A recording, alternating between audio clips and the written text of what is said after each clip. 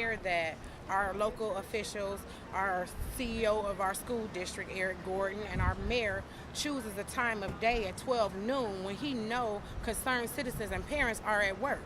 This location, the Renaissance Hotel, we can't even afford a seat at the table. Tickets here are $70 if you're not a member. If you're a member, it's $55. If you want to buy a table, it's $1,500. This city, this county, this state is full of cowards. And those that have those fancy titles in front of their name, as long as they are being satisfied with monetary and all the perks that go along with their position, they don't care. Because there is no way that I could be a U.S. Congresswoman and not feel some type of way that my district is not failing, is not passing in education. There is no way that I could be a county executive and be okay with the majority of the schools in my county not passing. They're cold and they're heartless and they're greedy and they don't care.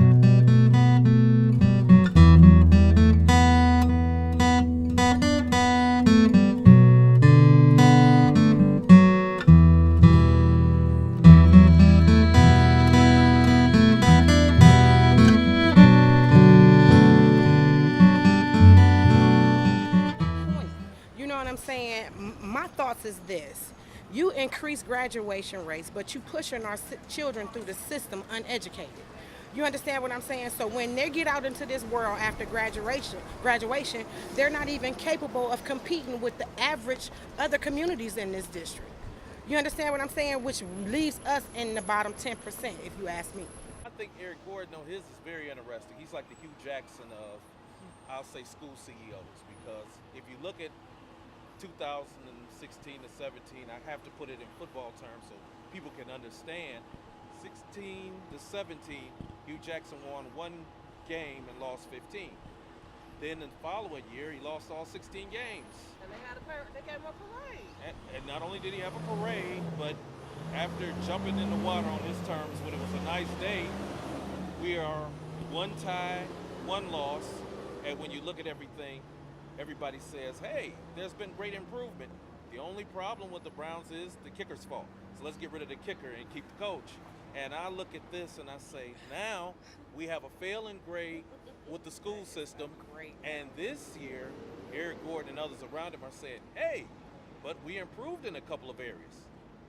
But you can't improve overall F. It's still an F. It's still a failure. That means when the young people come out with whatever graduation that they have in ceremony, when they can't cut it to other jobs and other things like that, within a few years it will affect the community, because if that person can't get a job, then what other skills do they have to go back on? Hundreds of thousands of us can show up for sports. We can show up by the millions for a cast parade, and yet we have yet a handful of people out here for our education of our children that needs betterment.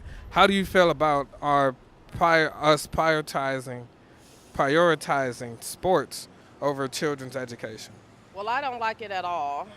I don't attend the sports events. I'm not interested. I'm not getting any of the money, and I'm not going to give them any money. My focus is on the children, which is why I make sure that I go to the school every day to at least show the children that there's at least one parent who's concerned and very interested in them being successful, because they're our future. So if we can't invest in them now before they become leaders, then what do you think their mentality is going to be once they become that leader?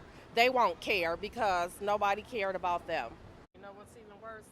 They're more angry at LeBron for leaving Cleveland than they are about their school saying, oh, we made some improvements. Okay, so LeBron decided to make some improvements. But you're mad at him for making some improvements, but you're okay with a whole entire school district making some improvements. Yeah, it's asinine, it's crazy, it's insane, and I am just like disgusted.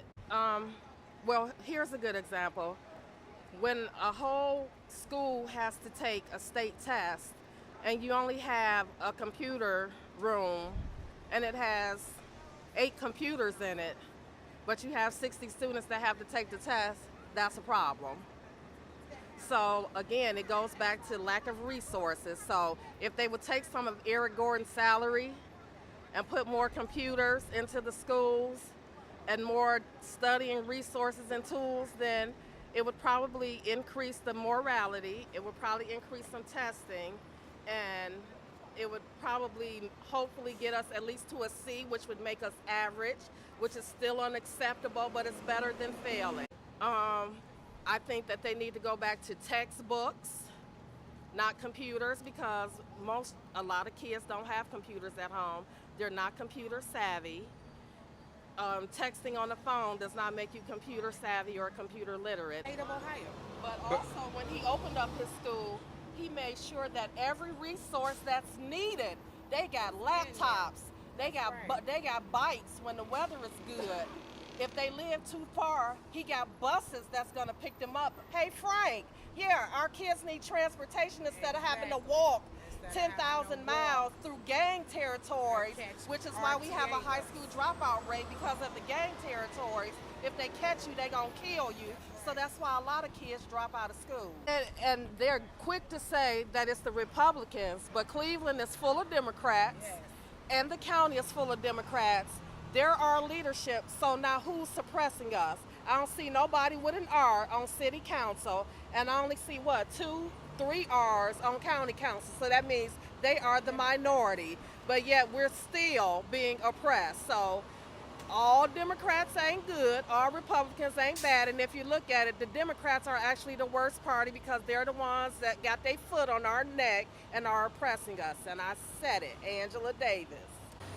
If we were educated highly, we would start to question things. Yes. So by keeping the low grades and keeping everybody dumbed down, you don't stop and think about, wait a minute, what is it I can change about my situation and my environment?